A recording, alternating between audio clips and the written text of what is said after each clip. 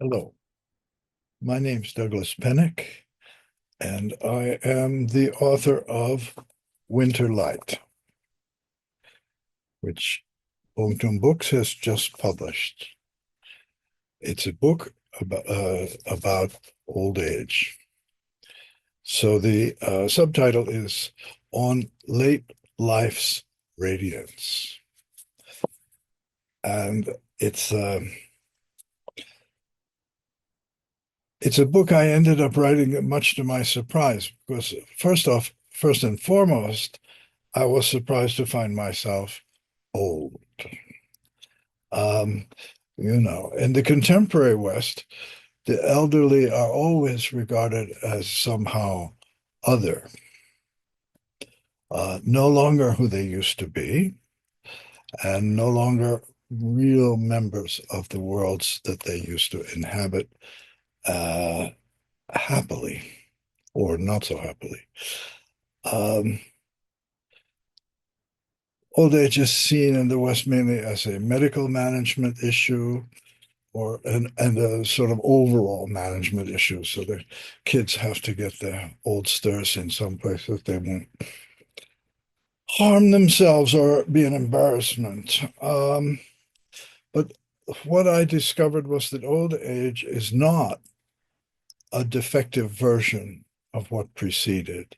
It's not a sort of uh, battered and crummy version of middle age or adolescence. It it is its own time, and it's a time in which one experiences loss, and that's inevitable. And there's loss on the level of body, physical capacity, and so forth. There's loss on the level of mind, that's acuity, things like that. There's also the loss of one's friends, lovers, husbands, wives, sometimes even children. It's a loss that's continuous. And there's also loss on the level of the world does not turn out to be the one you thought you would be in. That is perhaps very vivid now. And so it's like being an alien. But as I'm sure any of you who have ever traveled anywhere know, to be an alien somewhere, you find yourself having to be more careful, a little more cautious, and you can't take things for granted, and you see things you didn't expect. So that's what this book is about. And in between sort of examination of those kinds of situations, there's also there are biographies of painters and writers and composers and so forth, people who in late old age, I'm sorry, completely changed their style. Michelangelo, for instance, if you look at pictures or if you have been there and can see anything through the crowds, um, the ceiling was done in his middle age. And the altar wall, the Last Judgment, is done uh, beginning when he was 76. And it's one of the most ruthless, um, unsparing paintings ever done by anybody, anywhere. It was also, so that's his vision changed. And his vision changed still further. There are two paintings that he did after that in the Pauline Chapel, which is next door, but they never let you go there. These paintings are very cold. They're kind of strange and remote and emotionless. But he was seeing things a different way. So this is what happens. Or you have somebody like Rhys, the wonderful 20th century novelist, who was a very, very difficult person and difficult for herself to be that person. And she wrote wonderful, very realistic novels about the plight of a single and beautiful young woman in England and in Europe at in between the wars.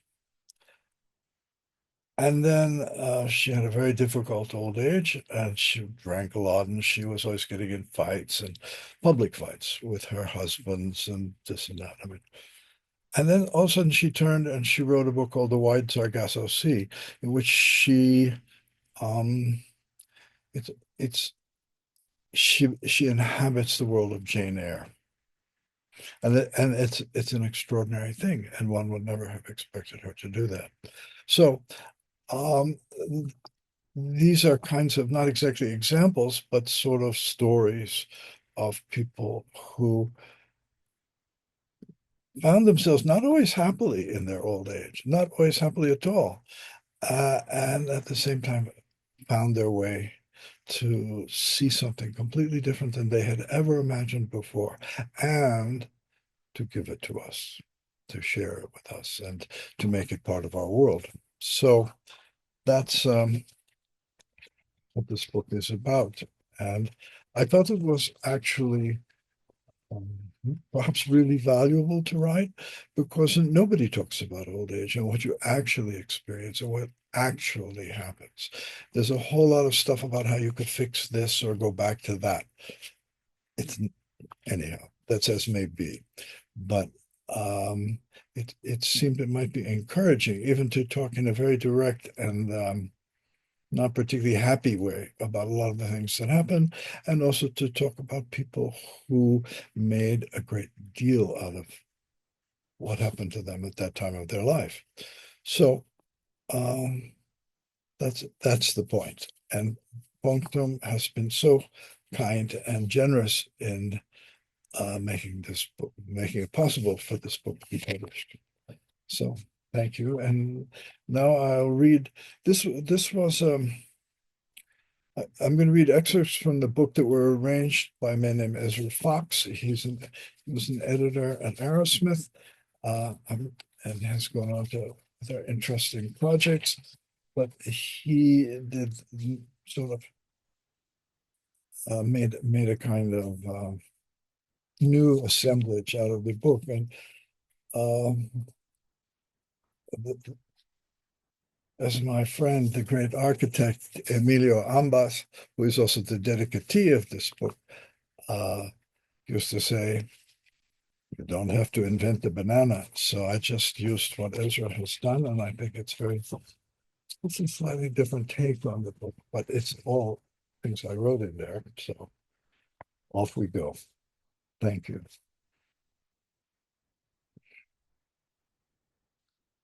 All at once, and much to my surprise, I am old. The world in which I worked, struggled, dreamed, and loved now regards me quite differently than it did even 10 years ago. Abruptly, I'm one in a large minority that is often ignored, frequently disdained, and regularly segregated. From the point of view of children, adolescents, and adults in general, I am no longer completely part of the world that is on the go. I am no longer part of social groups in which I had a place. People dear to me decline precipitously and die. Familiar coffee shops, bookstores, clothing stores, parks, landmarks are gone. Customs, fashions, beliefs, truths, even the future, all these have changed. Navigating this altered world requires circumspection. Simply by aging, it seems we become exiles. But as the world becomes more distant and out of control, I begin to see patterns I have never imagined or only dimly sensed. Situations, objects, places, people become moment by moment very deeply to be cherished, valued, loved, not in spite of being impermanent, but because we are only together for this moment. It's like watching clouds move across the sky.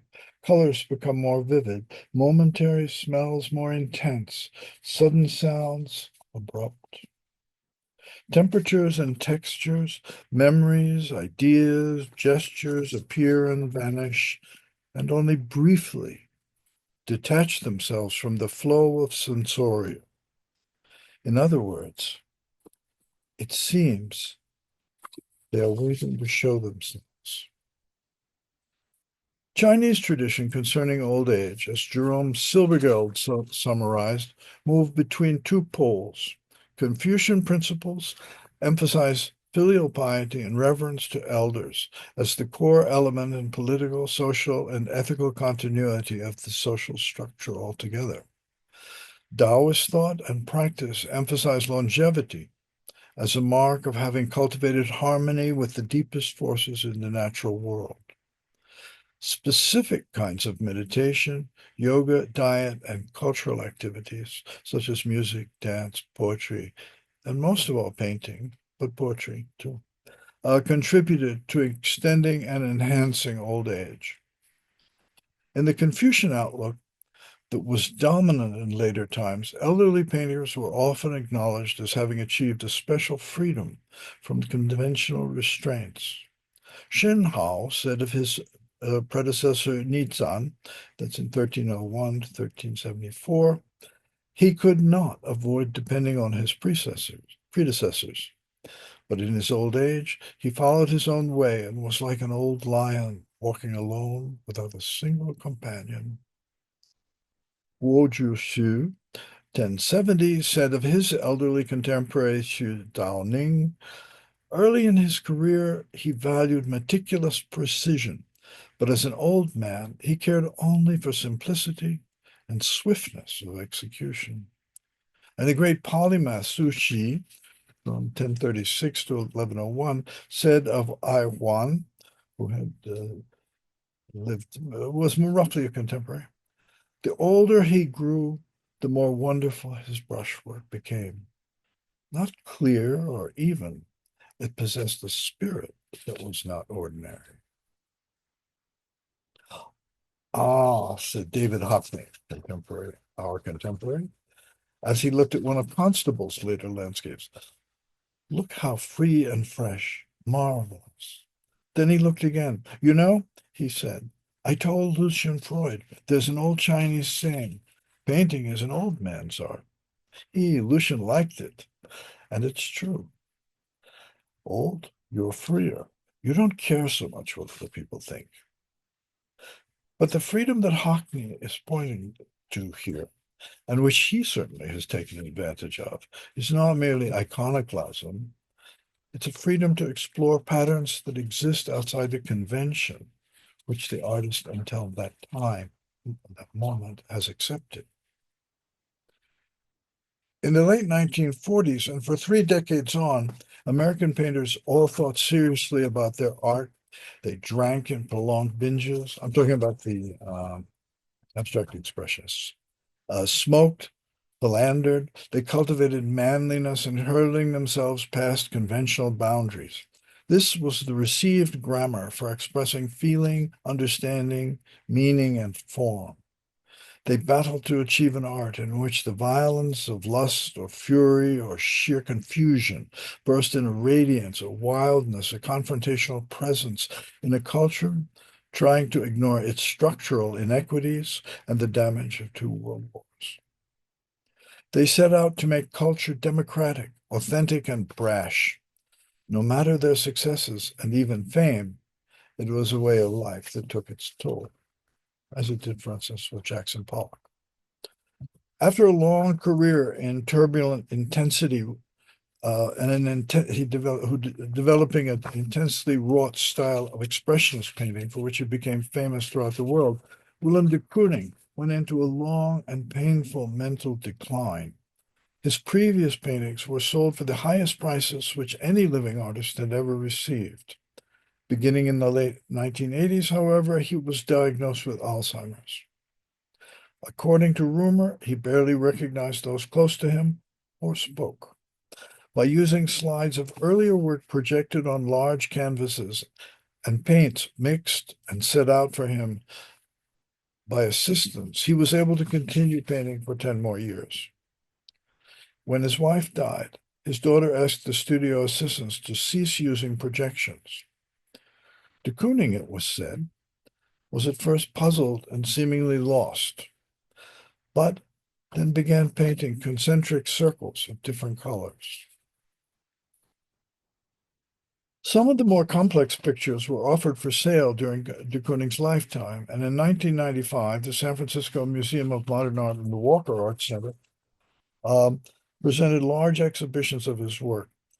The pictures were abstract, almost graphic, and displayed a serenely sophisticated sense of balance and culture. It was clear that these new paintings were very different from the artist's previous work. The exhibition was received with great unease, for the artist's medical condition was well known. Though some of the paintings, it was argued, were a reworking of structural elements in earlier works, it also seemed that they were by someone else, or by someone so changed as to be unrecognizable to previous admirers.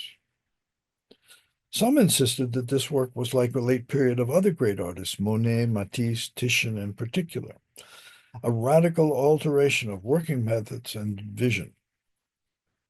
Others found that these paintings were etiolated and strangely mindless evidence of a terrible loss and represented a cynical, mercenary promotion. It was and remains a disconcerting and uncomfortable situation, exacerbated no doubt by the huge sums of money involved. The artist was silent, incapable of commenting on his processes or intentions. But the fact remains that every day de Kooning awoke and painted, and even if he was working on the images before, apparently he didn't question those choices. He simply set to work. He continued some kind of journey within his familiar, unfamiliar mind. Eyes, hands, body, brush, paint, and canvas made available the only world which he could still explore and perhaps still seduce, love, conquer. What it meant to him, what he thought he was doing, we cannot know. Who was the inner here and what was the outer? De Kooning was fortunate that others found this part of his life of value, and so he was supported. Perhaps our inability to create lasting frameworks which could contain the torrential outpourings of our own mind streams, sourceless images, causeless intuitions, unprompted fears, sudden objectless love, sudden clarity, revulsion, motiveless panic, so forth, is exactly the point. Perhaps it is when we lose the energy necessary to maintain the social constructs called functionality or reason that we may find ourselves adrift in the fevers of this vast and hidden stream. If so, perhaps we might regard those we now call demented, or as simply having followed accidentally, even unwillingly, their awareness to a different dimension, which is common to us all, but which we do not yet have the confidence to share. William Kentridge is a terrific artist, sees this from a different angle. The world of shadows tells us things about seeing the invisible by the light of the sun. The source of light is both one and separate from one.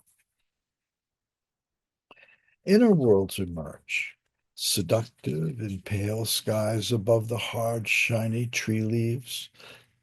Hearing a violin's attack uncoil, we see the swooping black wings of one crow, then another, feel sadness sliding in behind a sudden feeling of love, recall the tart, sweet taste of blackberries as its taut skin gave way and then seeds crunched a little bitter. Remember the rhythmic extension of a marble colonnade, above it sculpted saints, gold domes shimmering. Then the faint perfume in an empty corridor, the dream of a friend visiting unexpectedly that foretells what, what is remembered here, what is not remembered.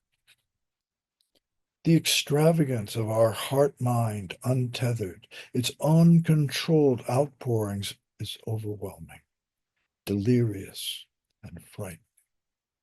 Abandoned from without, turned inward, we wander in a jungle, overwhelmed by smells of perfume and rot, and bird song and monkey screams, and insects, reptiles, predatory cats, deadly diseases. It's easy to lose our way, to follow one trail, then another, to walk beside one stream, hoping to reach the sea. 1,500 years ago in central China, Li Bo sang, "If you're not drunk yet, how will you ever find your way home?" In our old age, the coherence supplied by context becomes unstable. The order received from outside wavers and slips. For example, Sigmund Freud's final essay, called A Disturbance of Memory on the Acropolis, has flickered in and out of my memory, evidence of this ongoing instability. I've occasionally described it to others, and it can still bring me to tears. The essay describes a trip to Greece, which Freud took as a young man. Inspired by his classical studies, he longed to see the Acropolis.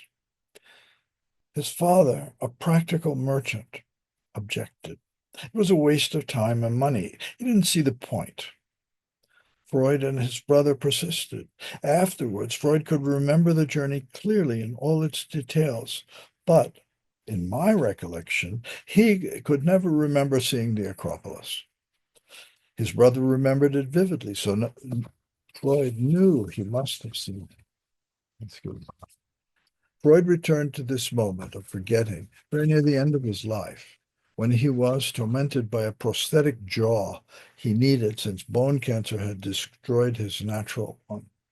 He was living in London with his daughter Anna.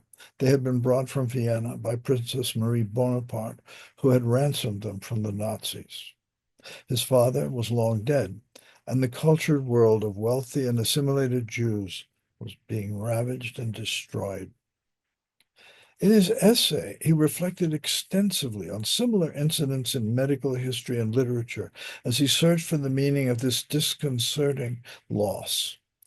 Finally, he concluded that he had blocked out seeing this great monument of Western culture because it would have meant so very little to his father.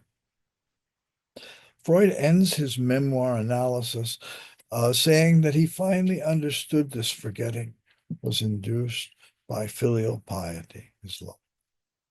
And this was especially poignant to him, as I recalled him writing, now that he was, quote, old and ill and will travel no more. I wrote this account here based on my memory, but I recently reread the essay for the first time in decades. It pained me to realize that the specific distortion is not as I had remembered so confidently. Freud did remember seeing the Acropolis, but reacted to the monument by thinking, so all this really does exist. He was astounded on recollection that he had once doubted such a thing. It was this doubt, this double consciousness, involved in simultaneously doubting and not doubting, that puzzled him. In his essay, he does attribute this to the kind of filial piety I recalled, and he does end the essay, I myself have grown old and stand in need of forbearance and will travel no more. For Freud, the original distortion was caused by love of his father, his guilt at persisting in doing something his father found of no value. It expressed the conflict between an orthodox and commercially oriented father and sons who were so enthusiastically assimilating themselves into Gentile European classical culture. But Freud found himself returning to what might have been a mere psychological hiccup at the time. And he did this at a time when history placed it in a tragic and terrible light. Freud's father's hope that as a Jewish merchant and family man, he could find a haven in Vienna, and Freud and his brother's belief that they could fulfill their aspirations in the secular culture of German-speaking Central Europe. All this had proved to be a monstrous delusion and a murderous trap. Thus it was that Freud found the subject of this essay interwoven with the memory of his families and all his friends and colleagues' aspiration for a world that could never again be imagined, much less realized. As his siblings were being slaughtered, relatives scattered, as concentration camps and mass murderers were obliterating the cultural landscape of his youth and of his subsequent fame. The layered density of Freud's recollection, the methodical way he looked at it, may have allowed him not to be swept away in grief and despair, while finally permitting him to accept that now he was in need of forbearance.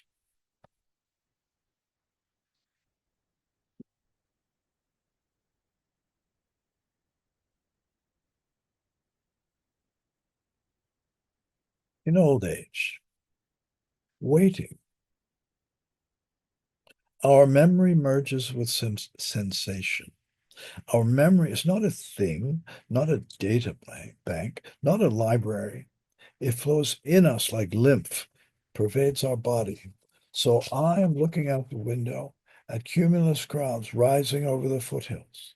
And again, 75 years before, in my playpen in the front yard, I am looking at the towering white cumulus clouds rising in the motionless sky. As I stood there, I could still hear the screech of a car's brakes, a thump, a terrible animal scream. A robin's egg blue car hit our dog. She was moaning on the street. My mother ran out. A bald man in a white shirt stood helpless and upset. The dog writhed. My mother called for help and then stood so I couldn't see my dying pet. But I did. I still feel the solemnity of being a witness to something final. I remember the dog's lips pulled back, her white teeth wet with her own blood. It was summer. It was humid. A neighbor had just cut the lawn. Someone here now is cutting the grass. Streams of consciousness, streams of stories, torrents of moments, like a remembered summer wind or a stolen chocolate bar, come to the fore as others recede. Sitting in a restaurant, we can simultaneously smell perfume while we're eating shrimp, listening to a mediocre joke, sensing an argument behind us, having a slight cramp in our leg, noticing a waiter look away, remembering how much my father liked this place. And I can remember all this as an example of random memory. It does not sustain or confirm existing. It is continuing, or it is continuing. Our experience in any moment is the weaving of countless threads. As we live through the day, hundreds of thousands of strands from the present and the past, desires, thoughts, emotions, all interact in constantly varying proportions. As we recognize patterns of coincidence and divergence, it is our pleasure, our control in a situation, never quite resolved, weaving and reweaving as past and present, present and past ripple across our field of awareness. The breath of acceptance opens and expands around us as we age. The future wavers. The past is always incomplete, unfinished. Around us, the world evens out, it expands. The one who lives inside this aging, this change, looks out, takes it in. The world is moving away. Clouds, mountains, trees, a stream, white, blue, green, silence. Every day we look back and we begin again. In an interview published in the New York Times in June of 1966, Igor Stravinsky, then the most famous composer in the Western world, discussed the rigors of his prolonged and painful sicknesses. He said, "I suffer too, as never before, and as I have never admitted from my musical isolation, being obliged to live now at a detached and strictly mind level of exchange with younger people who profess to wholly different belief systems. I am also, and for the first time in my life, bothered by a feeling of loneliness for my generation. All of my contemporaries are dead. It is not so much old friends or individuals, nevertheless, and certainly not the mentality that I regret, but the background as a whole." Sometime later, I experienced what was undoubtedly the most fortunate of many memorable times in concert halls. My father had been given tickets to dress rehearsal and world premiere of Stravinsky's Requiem Canticles. He knew I was far more interested than he in such things and kindly gave them to me. Stravinsky was a great presence in my life. His conversations with Robert Kraft in the New York Review sparkled with a range of references and depth of experiences, shaping my sense of what an artist or a person active in the world could be. Except for the warmly lit stage, the large, boxy auditorium was dark and chilly. The ensemble and chorus were waiting on the stage. Most of the music students and faculty were scattered in clumps throughout the hall.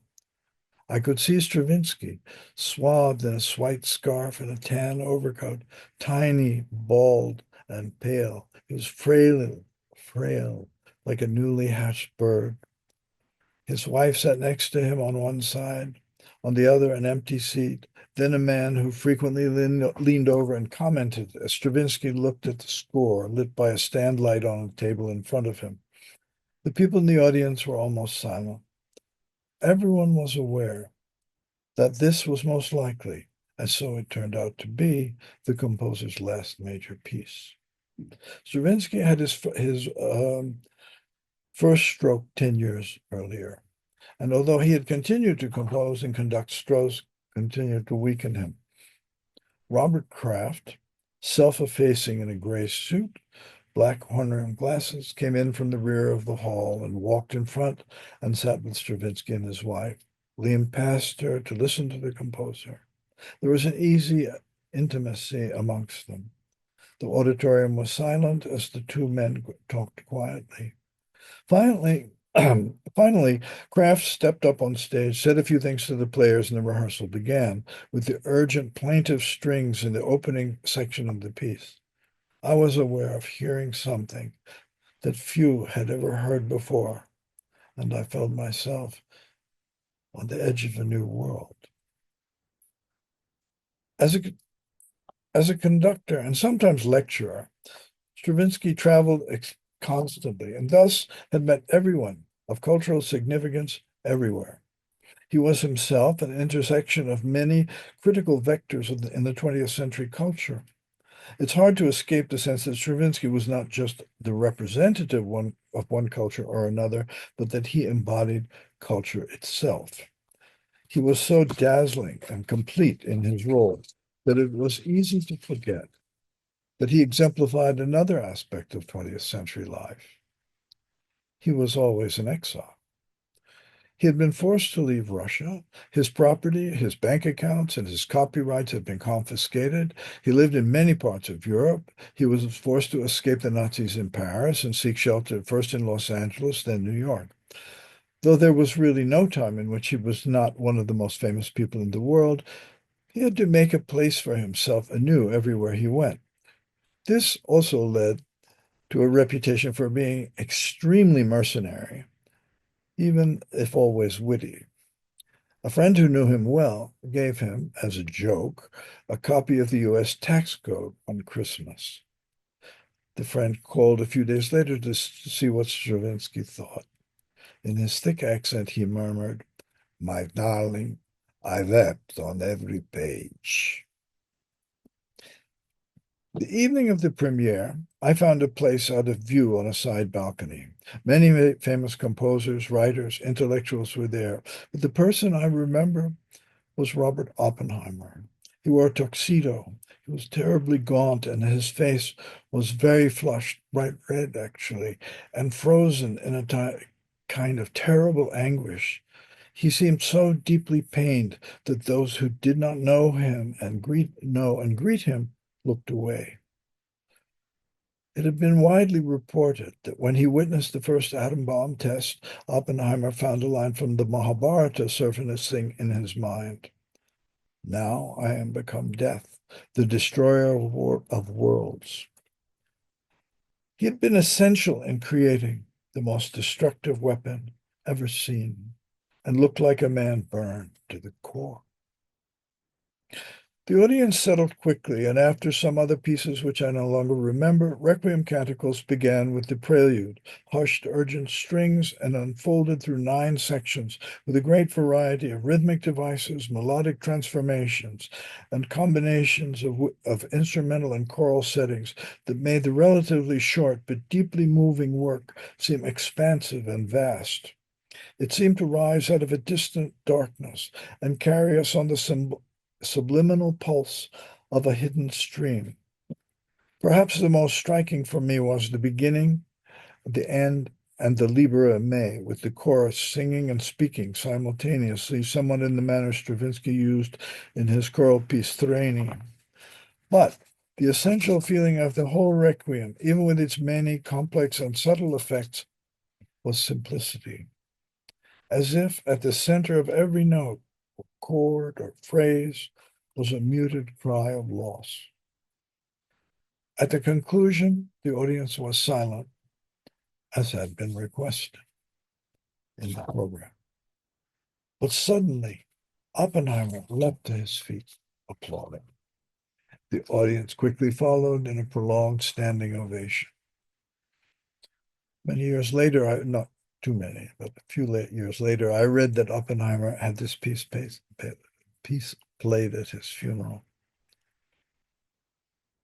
Stravinsky wrote other pieces after Requiem canticles, but they were short chamber works. Soon he could no longer travel or conduct. Even receiving guests became burdensome. It is remarkable and inspiring that being so ill, Stravinsky could still reach deeply into his being, his heritage, and his longing produce this last great piece, as well as those afterwards. Stravinsky's last work has a severe beauty that remains always haunting. Clearly, he knew he could not live much longer.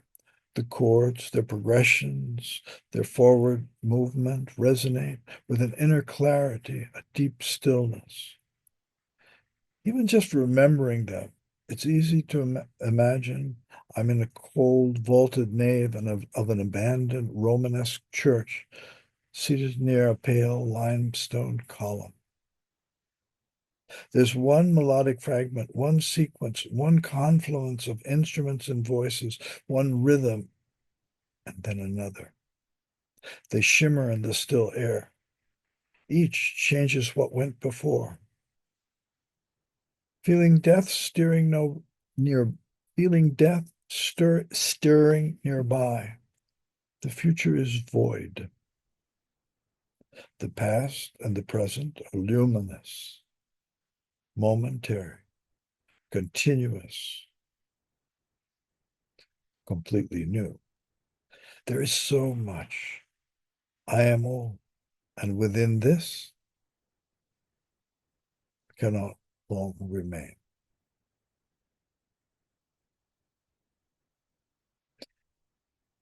There is indeed a secret expanse which we, the old, find ourselves inhabiting. The body in its final time is both intensely claustrophobic and completely empty.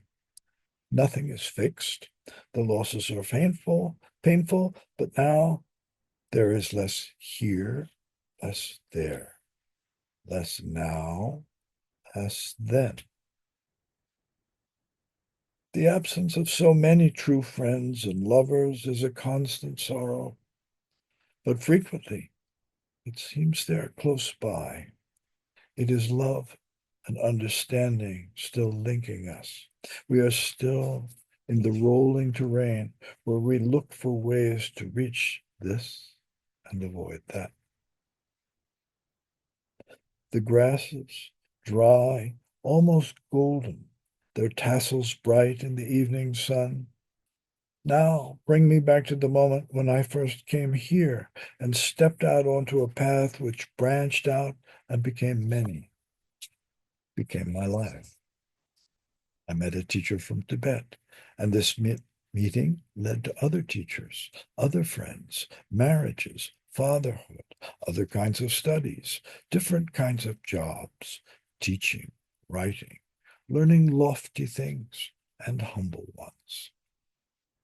I became learned and foolish, was arrogant and humiliated, fell in love more than once, had a bad marriage, a wonderful marriage, learned betrayal from both sides, knew good fortune and bad, and bit by bit knew the end of all those things and other things beginning.